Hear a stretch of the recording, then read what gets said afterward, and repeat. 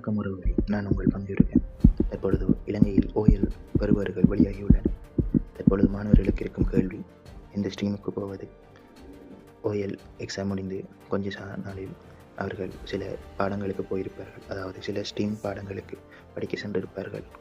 ஆனால் இப்பொழுது ரிசல்ட்ஸ் வந்த நேரம் அவர்கள் ஸ்ட்ரீமை மாற்றக்கூடிய அளவுக்கு சில பேரின் ரிசல்ட்ஸ் இருக்கும். ஆனால் பல பேரின் வாழ்க்கை அப்படி இல்லை.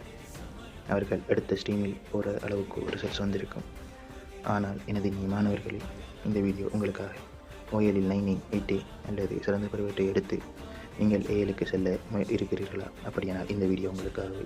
ஏனெனில் நீங்கள் இப்போது எடுக்கும் ஒவ்வொரு முடிவும் அடுத்த 10 வருட வாழ்க்கையை மாற்றக்கூடும். பல மாணவர்கள் OLல் 9A எடுத்தவுடன் 8A எடுத்தவுடன் செய்யும் ஒரு பெரிய தவறு, நான் பெரிய துறைக்குத்தான் போக வேண்டும், அதாவது சயின்ஸ் மேத்ஸுக்கு தான் போக வேண்டும், ALல் ஆர்ட்ஸ் செய்தால் பெரிதாக பிரயோசனம் இல்லை அப்படி என்று நினைத்து குடும்பம், நண்பர்கள், ஆசிரியர்கள் அவர்களின் சொல்லை கேட்டு நீங்கள் அந்த துறைக்கு போவதற்கு சாத்தியக்கூறுகள் காணப்படுகின்றன.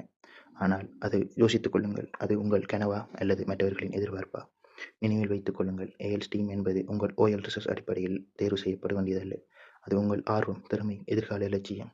உங்களுக்கென்ற ஒரு எதிர்கால லட்சியம் நீங்கள் செயற்படுத்தி இருப்பீர்கள். அதனை அடிப்படையாக கொண்டே நீங்கள் உங்களுக்கான துறையை தேர்வு செய்ய வேண்டும். கொமர்ஸ், ஆர்ட்ஸ் போன்ற பிரிவுகள் உள்ளன. இதில் எந்த பிரிவும் சிறிதுமில்லை, எந்த பிரிவும் பெரிதுமில்லை. உங்களுக்கு பொருத்தமான பிரிவு தான் உங்களுக்கு சிறந்த பிரிவு. ஒரு தவறான தெரிவு உங்கள் 3 வருட AL வாழ்க்கையை வீணாக்கலாம். ஆனால் ஒரு சரியான தெரிவு உங்கள் முழு வாழ்க்கையை மாற்றிவிடலாம். உங்கள் வாழ்க்கையை மற்றவர்களை தீர்மானிக்க விடாதீர்கள். உங்கள் கனவுகளை தேர்வு செய்யுங்கள், அழுத்தங்களை அல்ல.